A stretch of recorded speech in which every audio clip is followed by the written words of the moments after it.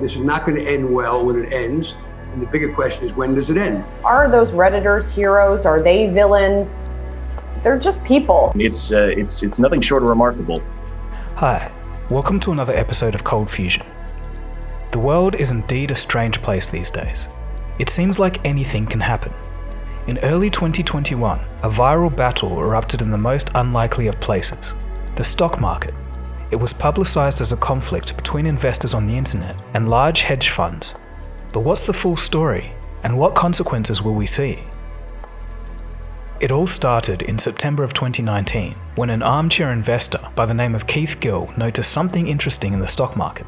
He sat down at his computer, signed into YouTube, and started talking about what he saw. Keith also took to Reddit and would start posting about his observations. Most of the people in the forum laughed at him, but Keith believed that the payoff would be huge. Nobody at the time understood what he was doing, but his decision would set in motion one of the most insane moments in financial history. It would bring multi-billion-dollar hedge funds to their knees and spark a social uprising between the public and Wall Street. Sit back and relax as we uncover the story of how one Reddit user kicked off a revolution that rocked the financial world. You are watching ColdFusion TV.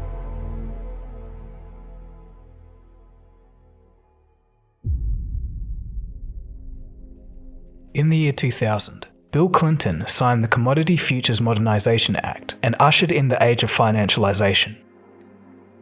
Without much hesitation, the financial sector began to have an increasing influence over the overall economy. Instead of producing goods or services, large sectors of the economy became dedicated to engineering creative ways to make money with money. Bill Clinton later admitted that he'd made a huge mistake, but it was far too late. The floodgates for market speculation were opened. Ever more exotic financial products were invented and sold. The banks and financial players were supposed to regulate themselves, but this didn't happen. Financial products would be traded privately without supervision. There was no connection to any real-world underlying asset. However, the risks they created in the financial system were real. The speculation finally got out of control in 2008, causing a crisis in the global financial system. There were millions of bailouts for the banks and hedge funds, while millions of ordinary people lost their jobs. Work became scarce, and many struggled to provide for their families. As the dust settled, the anger grew, and in 2011, it erupted into a movement called Occupy Wall Street. Its purpose was to protest against the bankers and show that they couldn't get away with gambling with other people's money. But something strange happened. Within a year, it seemed that everyone lost focus on the financial issue, and instead of challenging the banks and holding them to account, society began to fight one another over their personal differences. Meanwhile, the financial institutions could breathe a sigh of relief at the turn of events. Fast forward to 2020, and a global pandemic would trigger lockdowns around the world. In the United States, about 47% of jobs come from small businesses, so naturally, shutting down the economy spelled economic devastation. With people out of work, and many growing restless with their situation, they began to notice something. While their businesses were shut down and their jobs gone, it seemed that Amazon, Walmart, and other massive corporations were just fine. In fact, they were thriving. Not only this, but the financial markets began to boom. The rich were once again getting richer, while they lost everything. Wealth was being extracted from the little guy to the financialized economy. With jobs gone, nothing to do, and only limited government support in the form of stimulus checks, the stage was set for a revolution against the financial institutions. In 2012, 30-year-old Jamie Rogozinski would browse a forum called Reddit from time to time. He had made some extra cash at the time while working in Washington, D.C. So, Jamie had the idea to gather a community around investing. He would start a subreddit called Wallstreet Bets in order to do this. For the first few years, the Wallstreet Bets forum only managed a few thousand users. Then in 2019, some brokerage giants eliminated trading commissions for their apps. They made trading free and accessible. In a moment, retail investing exploded onto the scene. The number of Wallstreet Bet subscribers quickly grew past 500,000, then 1 million during the crash of March 2020. By this time, the community had taken on a mind of its own. Jamie, the original forum's creator, voiced his concerns that it was spiraling out of control and deleted some moderators as he saw fit. He was met with backlash and was ejected by other moderators. This was now bigger than Jamie. In a statement to the Wall Street Journal, he noted that Wall Street Bets is no longer what it used to be. While all of this was going on, a user in the Wall Street Bets forum by the name of Keith Gill was keenly studying something he'd noticed. On his YouTube channel, the armchair investor Keith Gill laid out his game plan. It was to buy some stock of a company called GameStop, an unassuming store founded in 1984 and familiar to most people in the United States. GameStop had a simple business model: to sell video games and gaming equipment out of its physical store locations. Naturally, this model became less lucrative as more gamers moved to online purchases. It seemed that GameStop was on the ropes of facing bankruptcy. So why did Keith want to buy such a company? Well, he thought that this view was overblown. Although the company was closing stores, by looking at their 10Q quarterly financial reports, they actually had a lot of cash and could pay off their debts, and the company could recover just with some good management. On his YouTube channel, Keith would prove his points with evidence. He was reading blogs, press releases, seeking alpha articles, company notes, and more, all to make his case that the stock was actually undervalued. For example, he knew that new gaming consoles were coming out soon, and this would be great for GameStop sales. He also theorized that the move to digital was actually a lot slower than people were thinking, and this would be important for the company over the next couple of years. He pulled up articles and videos of people talking about physical game discs versus digital downloads. He realized that there was still a lot of demand for physical games, which meant even more revenue for GameStop. He was diligent and left no stone unturned to make his case. He invested $53,000 in GameStop in September. This was 2018, 2019, it's 2020 right now, and the trend is clearly going toward digital, but this is my point, is that you're still seeing some countries that are still heavily skewed to physical, and I don't think 1 year later, all of a sudden everyone's going to be buying digital. I just need to make sure that GameStop isn't going bankrupt, in that people are still buying discs, and that there are still demands for GameStop for just a couple of years, because if that's the case, GameStop is likely undervalued. A small number of Redditors also agreed with Keith, but then they noticed something even more peculiar.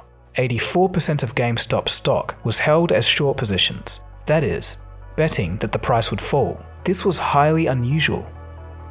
It turned out that hedge funds had colluded in selling short the stock, publicly stating that the price would go down, therefore making them millions. They sold over 130% of the GameStop stock short. At this moment, the Redditors had a unique opportunity in financial history.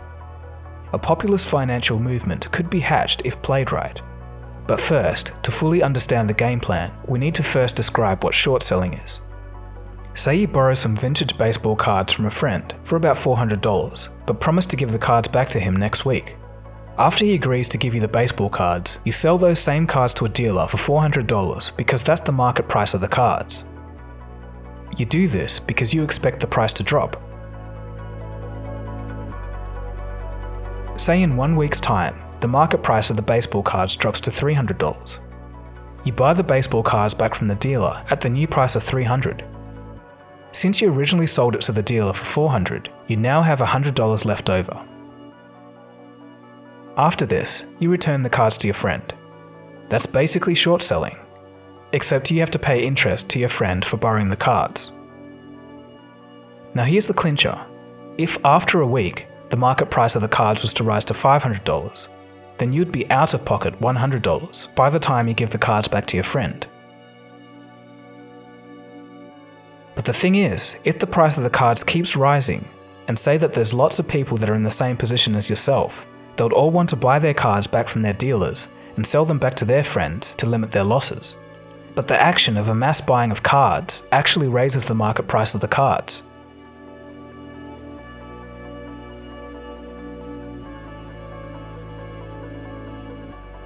This is called a short squeeze. That last scenario is what happened to these hedge funds.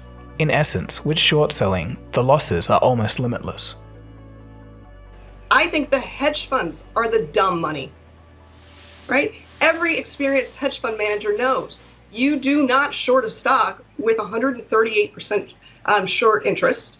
In terms of risk and reward, which is what investing is, the retail guy nailed this. So the hedge funds overstayed their welcome in these shorts. So back to GameStop. The fatal mistake the hedge funds made is that they were greedy.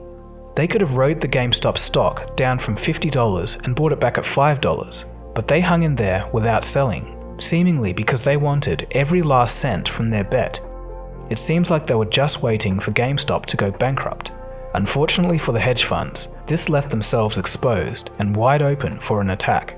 Their expectation was it would be driven to zero and they would never have to buy the shares back. They got greedy, even though it was down to $4, $3, $2, I think $2.50 or something at one point. They just kept holding their position as opposed to buying it back, closing out the position and not risking the extra couple bucks per share, and it backfired. While Keith was posting about his findings, another Reddit forum user posted a 7-point document titled, quote, "Bankrupting Institutional Investors for Dummies," featuring GameStop. The user pointed out that hedge funds were fatally exposed. The Wallstreet Bets forum loved the idea. It was brilliant. The risk to the Redditors was limited. The worst that could happen is that the stock goes to zero and they lose all their money. On the other hand, the risk to the hedge funds was immense. The hedge funds could lose more money than they put in, and worse still, they had borrowed money to short sell. The plan was for the Reddit army to keep buying GameStop stock, driving up the price and making the hedge funds lose more and more money. The hedge funds would be forced to abandon their positions and cover their losses by buying shares from the market to return to their lenders. And like our baseball card example earlier, this very act drives up the prices even more. It was a cascading event leading to a dramatic rise in the stock price in a very short time period. It was almost like a bug in a video game being exploited. As the stock kept rising and the hedge funds kept losing money, Reddit realized that they could bring the hedge funds to their knees. It was a digital form of protest. The masses were playing the banks and hedge funds' own game against them. By January 26th, GameStop was the single most traded stock in the US stock market, with volumes matching that of the 5 biggest tech giants combined. GameStop saw its share price spike from just a few dollars in 2020 to a peak of over $490, transforming a firm that was valued at less than $200 million in April 2020 into a company worth more than $28 billion. Buzz began to build around the story, and the news media ran with a narrative of the people taking back control by playing the game of the bankers against them. But as you'll soon see, there may be more to the story. The Reddit rebellion continuing to play out today, GameStop surging again after hours. It's amazing that the average person can now actually get a fair shake since against the hedge funds. At this point, like I said, I don't care about what my financial return is. Now it's about sticking it to the man. Wall Street speculation and these hedge fund guys, they've been manipulating the stock market in a very similar way forever.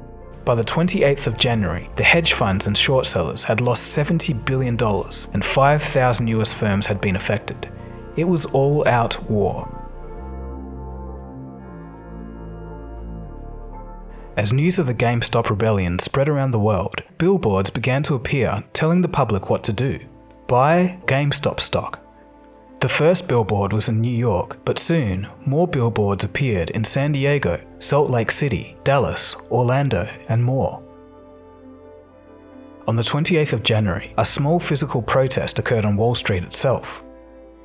Meanwhile, online, Redditors encouraged each other to hold strong and not to sell no matter what, a term that they called diamond hands. The plan was, the longer the Redditors held out, the more damage they would do to the hedge funds. This would be in the order of millions and possibly billions of dollars due to the large amounts of interest they had to pay. The news soon reached the White House. Are you guys concerned about the stock market activity we're seeing around GameStop? And have there been any conversations with the SEC about how to proceed? Well, I'm also happy to repeat that we have the first female Treasury Secretary and a team that's surrounding her, and often questions about market we'll send to them. Secretary Yellen and others are monitoring the situation. It's a good reminder, though, that the stock market isn't the only measure of the health of our economy. While this was happening, The big sharks sensed an opportunity. Larger trading professionals joined the fight, but only for their own profit. BlackRock and 8 other Wall Street titans made a combined $16 billion on GameStop in a matter of days. You see, it wasn't just the Redditors that made money. And that's a key point in this story. Wall Street always finds a way to win. There's definitely been larger players participating and being quiet about it. There's no reason they wouldn't necessarily join in. It benefits them. They make a good trade and they also happen to knock out one of their rivals. Other Redditors noticed that more companies in bad shape were also being heavily shorted. This included Nokia, AMC movie theaters, and more. Other coordinated attacks were made to bid up these prices too, and it seemed to be working. Melvin Capital, a heavy short seller, was a large casualty. They had to be bailed out to the tune of $2.7 billion by Citadel, another hedge fund, and this was according to Bloomberg. Meanwhile, 3 of GameStop's biggest investors gained over $2 billion in personal wealth from the frenzy. Other small traders were now able to pay back student loans. Another subreddit called Wall Street Bets Gives Back donated their earnings to charities and organizations. As for our armchair investor, Keith Gill, who had only invested around $53,000 back in 2019, his bet on GameStop had now turned into a fortune of $48 million at the height of the stock rally. But it wouldn't be smooth sailing for him and many others. Battle lines soon began to be drawn. Discord stepped in and banned communication between the Redditors on their platform, citing hate speech, but it only fueled the fire. The Wall Street Bets forum on Reddit would grow from 5 million subscribers to 8 million in a couple of days. Facebook was next to step in and ban the Robinhood trading group with over 157,000 members. The popular trading app Robinhood made its #1 on the App Store before banning retailers from buying GameStop stock. Nokia, AMC, and other stocks were also included in the ban. Only selling was allowed. The actions by Robinhood enraged the general public, who was by now fully aware of the situation. Multiple class action lawsuits were launched, and politicians and celebrities alike got involved. Blocking people from buying stocks and only letting them sell would be pushing the price down artificially. This could have been perceived as a form of market manipulation. The perception was that Robinhood was siding with the large hedge funds, as they do receive funding from Citadel and others. In return, the hedge funds get massive amounts of data from the small investors, and from that, they can figure out how to make money. In fact, Robinhood has made $700 million in selling user data to hedge funds. During all of this, an SEC investigation was also triggered. In his company's defense, according to CEO Vlad Tenev, because of the unprecedented market conditions, Robinhood was forced to raise $1 billion to keep things running. Elon Musk would make headlines when he grilled Vlad in an interview. And so Thursday morning, right? So I'm sleeping, but at 3:30 a.m. Pacific, our operations team receives a file from the NSCC, which is the National Securities Clearing Corporation. They give us a file with a deposit, and the request was around $3 billion. Seems weird that you'd get a sudden $10 billion demand, $3 billion. Okay, $3 billion around, just suddenly out of nowhere. And It was a large is anyone number. holding you hostage right now? No, Blink I'm twice. okay. But we had no choice in this case. We had to conform to our regulatory capital requirements. Who controls this organization, this clearinghouse? Basically, what people are wondering is, did you sell your clients down the river, or did you have no choice? And if you had no choice, that's understandable. But then, we got to find out why you had no choice, and who are these people that are saying you have no choice? This all raises questions. If this chaos hit Robinhood from just a few stocks, what would happen if there was widespread volatility across the whole market? As February rolled around, the sentiment changed. The GameStop price began to drop, and fear spread throughout the Reddit message boards. Some users had lost hundreds of thousands, and some millions. Keith Gill had now lost over 14 million, but they all held their position. They believed that the hedge funds would have to buy back their positions to cover their shorts sooner or later, and this would cause the price to rise once again. Though it is possible that although the Redditors held, the big sharks had already sold. I can commend the Redditors for their strong conviction in doing what they believe was right, but many have broken the number one rule of investing: only invest what you're willing to lose. Though maybe some view it as a donation to a good cause rather than an investment. As the stock price began to wane, a new news cycle began to emerge. The Redditors had moved from GameStop onto silver. Many physical silver dealers saw a massive increase in demand and the silver price shot up. But this outcome was not possible by Reddit alone.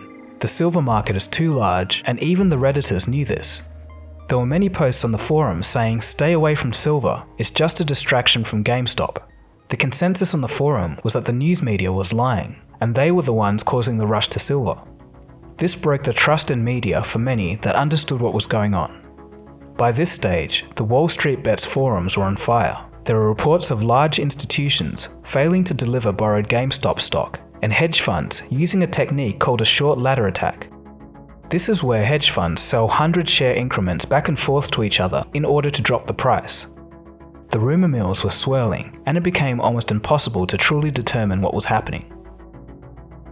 There will no doubt be more calls for regulation. In a CNBC interview, Nasdaq CEO Adena Friedman called for the monitoring of social media chatter to stamp out coordinated stock moves. I think that in general, when we evaluate how we would manage through a situation where you see a significant run-up in a stock that's not based on news, that's not based on fundamentals, what we do is we do have technology that evaluates social media chatter. And if we see a significant rise in the chatter on social media channels, and then we also match that up against unusual trading activity, we will potentially halt that stock. Robinhood would slowly open up the buying of the targeted stocks, but not before Vlad was ordered to testify in front of Congress. Janet Yellen, formerly chairwoman of the Federal Reserve and current Treasury Secretary, is going to call a regulatory meeting over the GameStop rebellion. Yellen has formally received over $700,000 in speaking fees from Citadel, making it a conflict of interest. She's currently seeking a waiver to conduct the hearing. The GameStop rebellion has set a precedent. This is the very first instance of the intersection between social media and the financial system. The idea has since gone global. Bloomberg has reported the targeting of shorted stocks from Amsterdam to Sydney. In Europe, some of the most shorted stocks jumped 20% or more, and in Tokyo, short sold stocks jumped by about 7% or more. On another note, there could be implications for the wider market. In the future, if another short squeeze was organized and a big firm was to blow up, it could end up being deemed too big to fail by the government, and once again, another taxpayer-funded bailout could occur. This isn't to mention systemic risks. The financial system is completely entangled, complex, and fragile. As hedge funds need capital to cover their shorts, this could cause some selling elsewhere. Our trust in the financial system is at an all-time low. Over 23% of all US dollars in existence were printed last year. Meanwhile, 40% of Americans don't have $400 in the bank for emergency expenses. This is from the country that is the world's reserve currency, so it has global implications. This story has revealed how volatile and detached from reality stocks can be these days. Low interest rates, stimulus, excessive financialization, and quantitative easing has transformed the global economy from productive, innovative, and earnings-focused to a decaying husk of speculation and financial engineering. For years, companies were buying back their own stock so the price would go up and look good on paper. When the cost of borrowing money is cheap, no one cares about risk. The GameStop rebellion was a wake-up call. Average people aren't happy with this. They're saying, you can't keep doing this to us.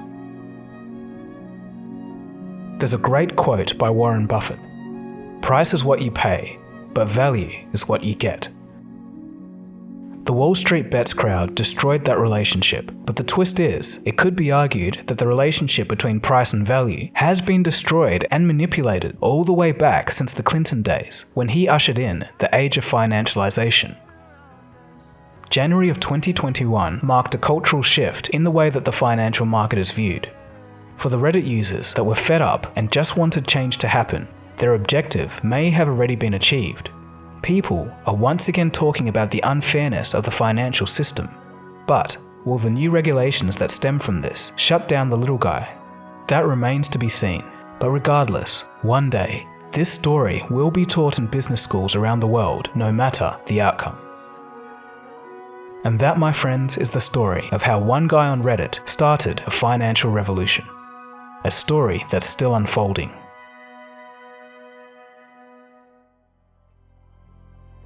Thanks for watching. If you did enjoy this episode and want to own a memory from this crazy moment in financial history, I've got some merch to do just that. It's a GameStop logo in the middle of the ColdFusion logo with the text "Infinite Money Glitch" written on it. It's a fun take on the situation and a reminder to have a laugh sometimes.